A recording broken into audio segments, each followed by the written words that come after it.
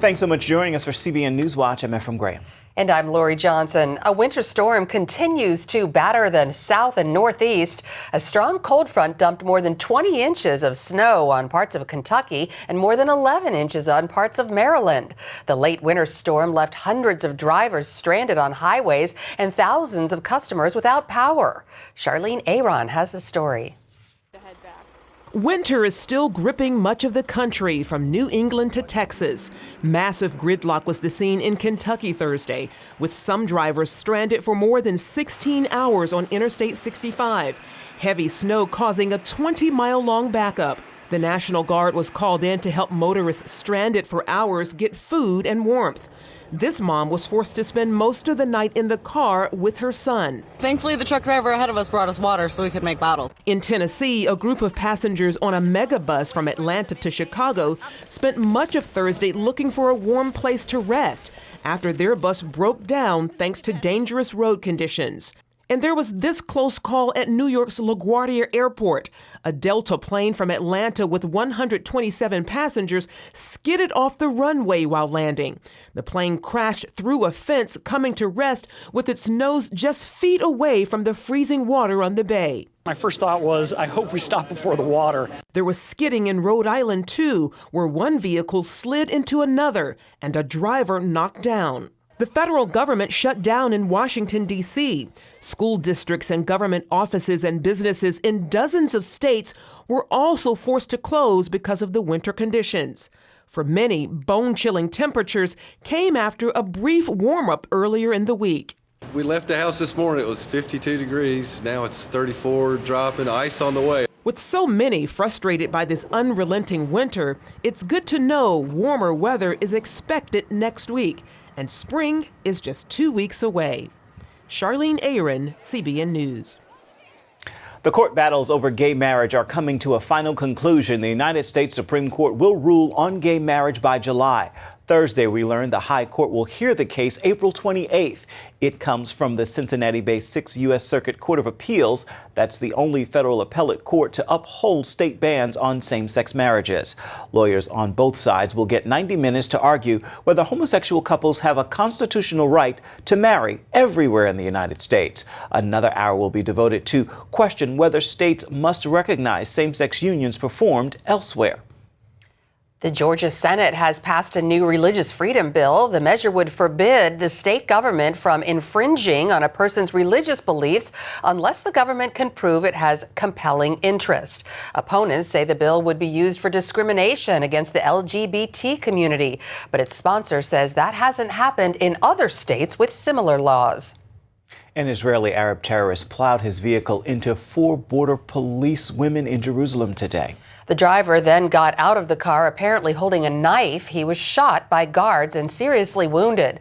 The police women are expected to be okay.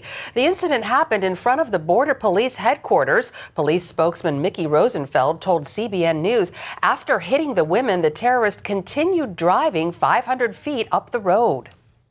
There were security guards and a border policeman that saw the vehicle, stopped the vehicle, and then what happened was the suspect came out of the vehicle with a knife. He attempted to stab them, and the terrorist was shot at the scene twice, taken to hospital in serious condition. Since the incident itself, the terrorist attack itself, heightened security is continuing in Jerusalem, taking into consideration that it's also the Purim festival today. But there were no specific indications or intelligence that there was going to be a terrorist attack here in Jerusalem today. The attack took place in the same area where 2 other deadly vehicular terror attacks happened in the last 6 months. After his speech to Congress, Israeli Prime Minister Benjamin Netanyahu returned home to a fierce election campaign and some unexpected praise. Here's CBN News' Chris Mitchell from Jerusalem. While in the United States, Benjamin Netanyahu received a warm welcome and much praise. Now that he's back home, the question is, will it make a difference in the upcoming national election? In what some term the speech heard round the world, Netanyahu made a strong case against Iran. Now some Israeli political analysts say the performance helped his party's chances, but a lot could happen before voters go to the polls in less than 2 weeks. Voters who have voted Likud in the past and now are not sure, that would be an important help for him. setting the agenda on security issues. I don't think it clinches the election for him. There's still a long way to go. According to one poll after the speech, the Likud gained 2 seats. It also showed 44% of Israelis believe Netanyahu is most qualified to be prime minister. While the two main parties remain far apart on issues like economics, the rivals agree on the Jewish state's biggest threat. There is not much difference between Herzog and Labour and Netanyahu and Likud when it comes to the negotiations with Iran. Surprisingly, many commentators from the Gulf Arab nations stood shoulder to shoulder with Netanyahu's warning to the U.S. and criticized President Obama's negotiations with Iran, a country they consider a mortal enemy. One influential Arab commentator called President Obama the ally of political Islam, which is the mother of all the terrorist organizations. And he wrote, "I am very glad of Netanyahu's firm stance and his decision to speak against the nuclear agreement at the American Congress. I believe that Netanyahu's conduct will serve our interests, the people of the Gulf, much more than the foolish behavior of one of the worst American presidents." And an Israeli analyst added that Netanyahu's speech assured Sunni Arab peoples and governments that Israel will hold the line even if America fails us on Iran. While control of the Knesset is at stake in the upcoming election, the results will be felt throughout the region and around the world. Chris Mitchell, CBN News, Jerusalem. ISIS militants continue their path of destruction in Iraq, this time bulldozing the site of the ancient Assyrian city of Nimrud using heavy military vehicles, according to government officials. Last week, they destroyed ancient artifacts at a museum in Mosul, and last year, the tomb of the prophet Jonah. Meanwhile, ISIS continues spreading its terrorist doctrine and recruiting through social media. A recent study by the Brookings Institute found there are nearly 50,000 Twitter accounts operating on behalf of ISIS. Most of them were created in 2014. New York City Mayor Bill de Blasio says the city's public school system will close for 2 Muslim holidays next year. They're the first Islamic holidays recognized by the nation's largest school system, which includes more than 1 million children. De Blasio says the move means that hundreds of thousands of Muslim families will no longer have to choose between sending their children to school or observing the Islamic holidays. A new bill has been introduced in Congress to allow asylum for persecuted homeschooling families. The bill would let families like the Romkeys find a home in the U.S. The Romkeys were fined and treated harshly in Germany for their decision to homeschool. They sought refuge in the U.S. but were almost deported after a U.S. court denied their attempt to seek asylum. They're still in the U.S. for now, but the problem remains. So the Homeschool Legal Defense Association and several members of Congress have created a bill to allow up to 500 grants of asylum to persecuted homeschool families. HSLDA's Director of Global Outreach, Michael Donnelly, says a country that bans homeschooling is violating the basic human rights of their citizens. It makes me proud that our Congress is willing to make this statement like this, that this right should be recognized and protected. Coming up, what your doctor doesn't know about heart disease and why that information may save your life.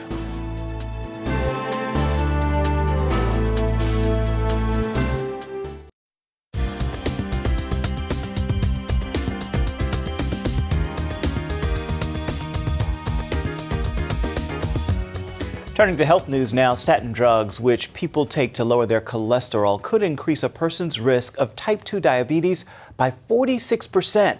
That's the finding from a new study from Finland that followed nearly 9,000 men for about 6 years. The researchers said statins appear to increase the risk of diabetes in several ways, including increasing someone's insulin resistance. But the study authors did point out the research was only conducted on white men, so the finding may not necessarily apply to women or other ethnic groups. Some experts believe the benefits of statins still outweigh the risks. One told Health Day News that each doctor and patient have had to discuss and weigh the risk and benefits to decide the proper treatment. Well, heart disease is America's #1 killer, but what causes it? First, doctors blamed cholesterol. Then we heard that only bad cholesterol was the problem, and now some cardiologists are changing their diagnosis again. In the fight for better health, Americans view cholesterol as public enemy #1. Doctors tell us to stay away from food high in saturated fat like butter, eggs, and meat because it's responsible for heart disease. But what if that's wrong? You know, cholesterol is found at the scene of the crime for heart disease, but it's not the perpetrator. Cardiologist Stephen Sinatra and a growing number of physicians believe cholesterol does not cause heart disease. They point the finger at inflammation, which can be caused by eating too much sugar. Sinatra admits a small fraction of cholesterol is bad because it's inflammatory, but for the most part, it's good for you. Cholesterol many times can be a gift in disguise, a higher cholesterol. In his new book, The Great Cholesterol Myth, Sinatra explains that since half of all patients hospitalized for heart disease have high cholesterol, that means the other half have low cholesterol. I was doing angiograms on people with cholesterols of 150, and they had far advanced heart disease. And the converse, I would do an angiogram on somebody with cholesterols of 280, and they had no heart disease. Since high cholesterol gets the blame from most doctors, they prescribe cholesterol-lowering statin drugs to their patients with it. But Sinatra says only a small percentage actually need the drug. He only prescribes statins to middle-aged men with coronary heart disease, like Albert Tays. Other than getting older, I'm not feeling any worse for wear.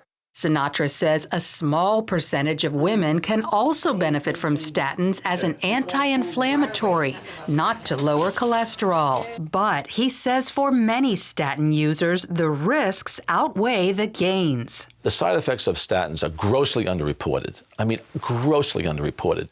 Muscle pain and fatigue are two key complaints. Doc, I can't get out of a chair anymore.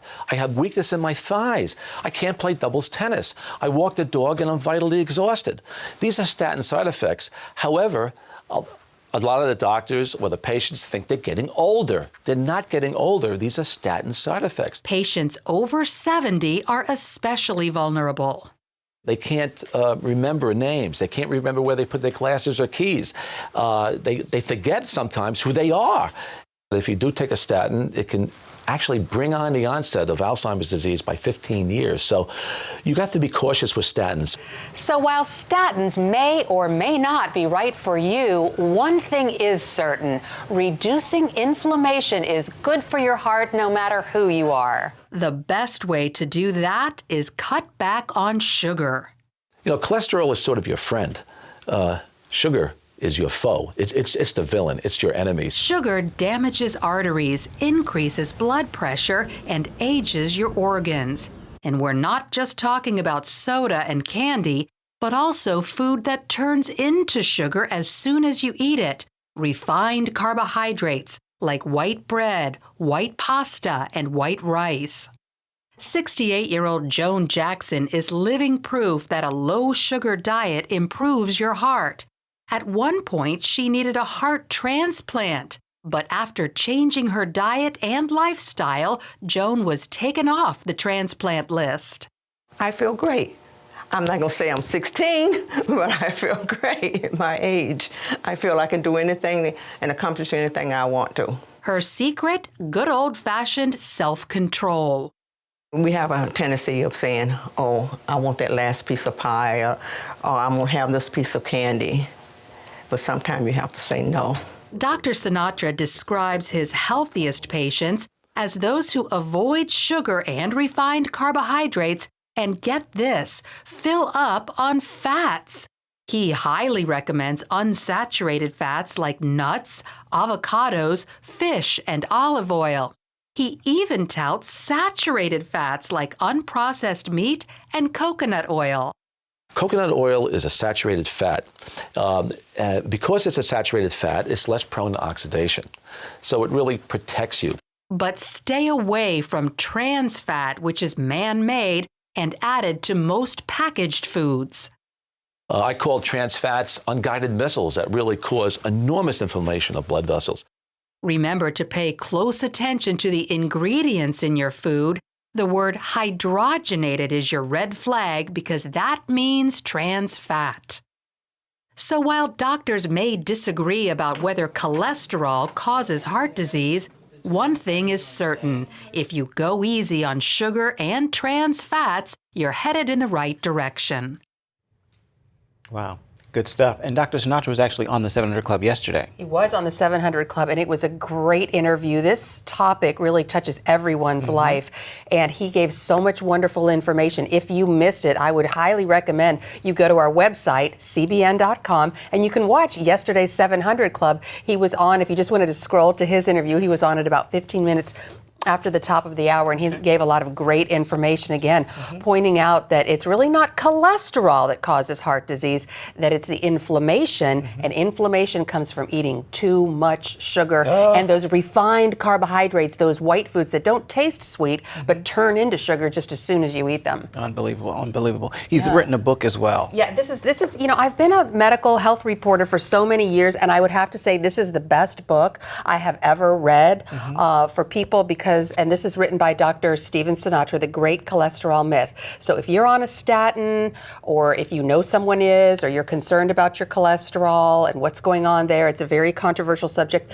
This answers all the questions. And, you know, talking about sugar, there's so much hidden sugar in things. I saw a protein shake the other day that looked so healthy, had 44 grams of sugar in it. One protein shake had this much sugar. So read the labels. You want to stay under 2 grams of sugar per serving. Indeed. All right. That is good information. Stay with us. We're coming right back. Up next, looking for a good date movie this weekend, we've got reviews for you for the second best exotic Marigold Hotel and Old Fashioned. It's just ahead. The lead singer for the Christian band Casting Crowns has announced doctors believe he has cancer. Mark Hall reports doctors found a mass in his right kidney, and they're 90% sure it is cancerous. They're going to remove his kidney next Wednesday, March 11th, and Hall is asking friends and families to pray for his healing and for peace for his family. He writes on Facebook, they believe the cancer is contained in the kidney, which is also a great hope, and he signed his note saying, praising him in this storm, a reference to one of the Casting Crowns' top songs, Praise You in This Storm. The weekend is here, and perhaps you're looking for some family entertainment at the theater. Here with our weekly movie review is Bob Waliszewski from Plugged In Online. That is the entertainment review department at Focus on the Family. Bob, let's talk about the second best exotic Marigold Hotel. Not a film for children, but what about couples looking for a good date movie? What a long title, by the way. And this is the follow-up of 2011, The Best Exotic Marigold Hotel. Rated PG-13, I might add. We were no fans of that one. This one's rated PG. It has some possibility.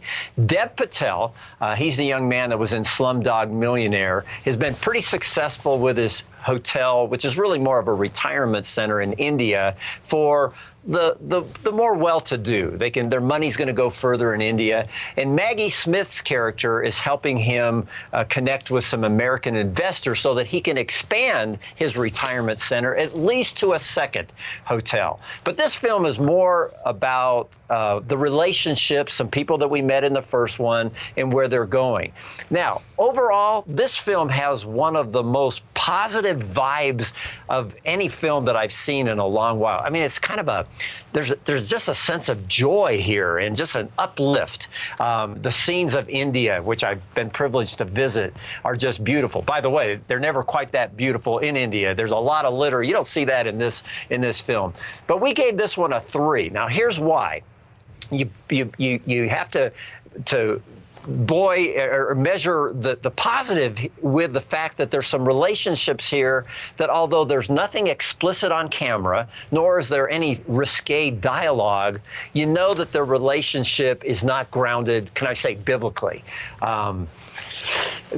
Disappointing. So we knocked it down a couple points. We still gave it a 3, kind of right on the bubble there for families. Potentially, some families will enjoy it, some families will want to stay away. So a 3 out of 5 for this PG-rated film this time around. All right, that's new this week. Is there anything playing in the theaters now that families may want to consider? Oh, great question. McFarland USA comes to mind. It's been out for a couple weeks. We talked about Old Fashioned when 50 Shades of Grey on Valentine's Day weekend. It's still playing in CBN universe, 54 theaters. That's not very many. It's about ready to go away, but there's some people watching today that have a chance to go see that one. And Still Alice, for an older teen on up, this Julianne Moore story about Alzheimer's has potential. At least folks will want to check out the longer review and see what we're trying to talk about. We gave it a 3.5. All right, Bob, thanks a lot. You bet, Ephraim. And finally this hour, journalists and historians continue their work to trace the life of Jesus in the second installment of Finding Jesus, Faith, Fact, Forgery. The second episode of the 6-part documentary airs on CNN this weekend. This installment also takes a look at the relic with possible ties to John the Baptist. It also features journalist David Gibson. Gibson is the author of the book with the same title. Here's a sneak peek at Sunday's episode. He hopes to date the carbon inside the bone and perhaps even get a DNA profile. Okay. With limits to how far he can drill, he can't be sure they've got enough to determine whether this bone could have belonged to John the Baptist. The series has been called CSI Jerusalem, and we have more about it on our website, including an interview with the lead consultant on the series. That's cbnnews.com. I think I might want to check that out. Very much. All right, well, that's it for now on CBN Newswatch. You can find more of our exclusive coverage of the issues you care most about at cbnnews.com. We'd like to hear what you think about the stories you've seen here today. You can do that on Facebook or at CBN News on Twitter. Make it a fabulous Friday, everyone.